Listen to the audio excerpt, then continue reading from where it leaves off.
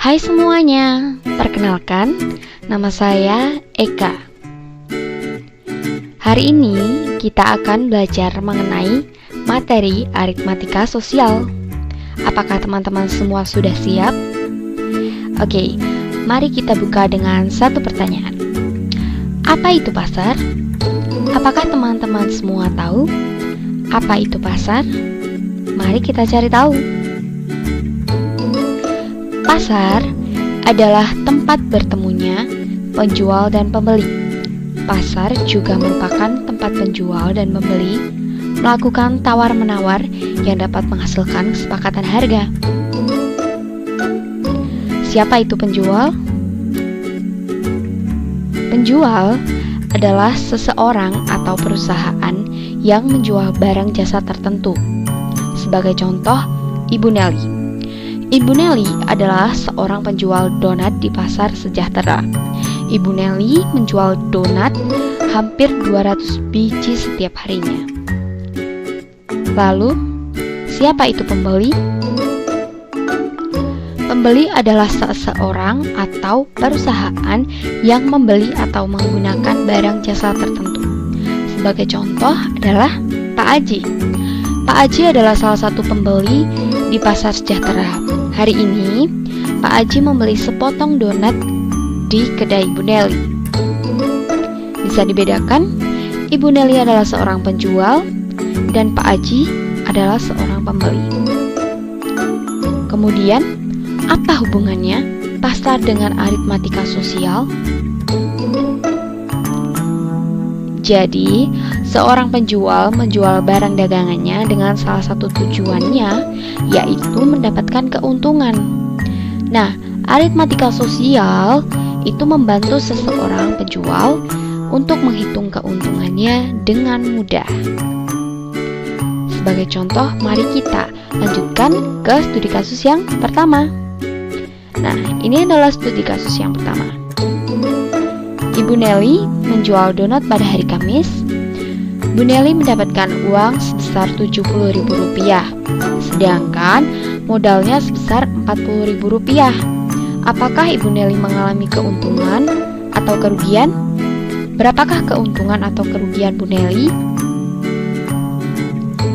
Ketika hasil penjualannya adalah Rp70.000, kemudian modalnya adalah sebesar Rp40.000, kita kurangkan hasil penjualan dengan modal. Kita akan mendapatkan hasil Rp30.000 sebagai nilai dari keuntungan Ibu Nelly pada hari Kamis.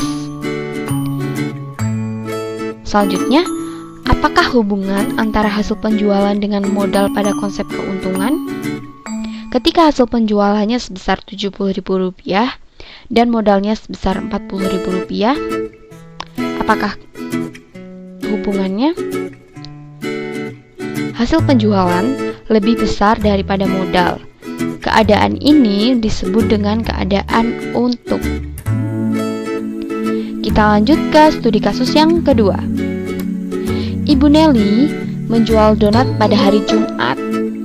Ibu Nelly mendapatkan uang sebesar Rp40.000, sedangkan modalnya sebesar Rp60.000.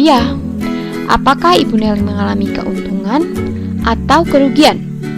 Berapakah keuntungan atau kerugian yang Ibu Nelly dapatkan?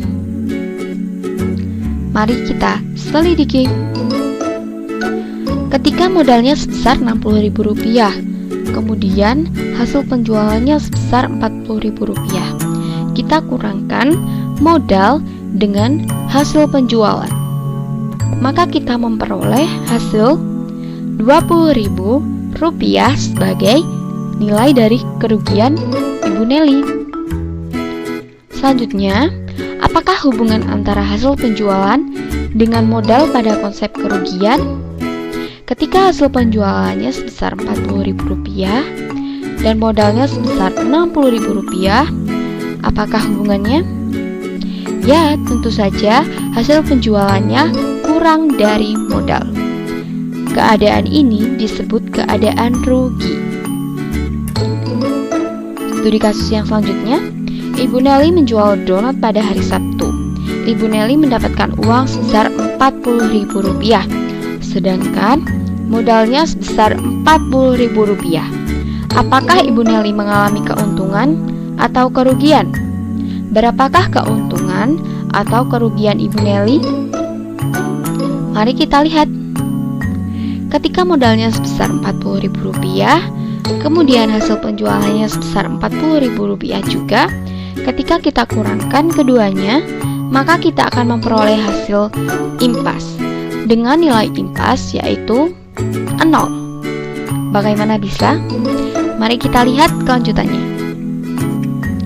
Apakah hubungan antara hasil penjualan dengan modal pada konsep impas?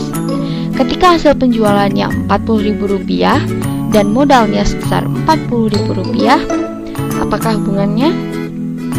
Ya, tentu saja hasil penjualan sama dengan modal. Hal ini dinamakan keadaan impas.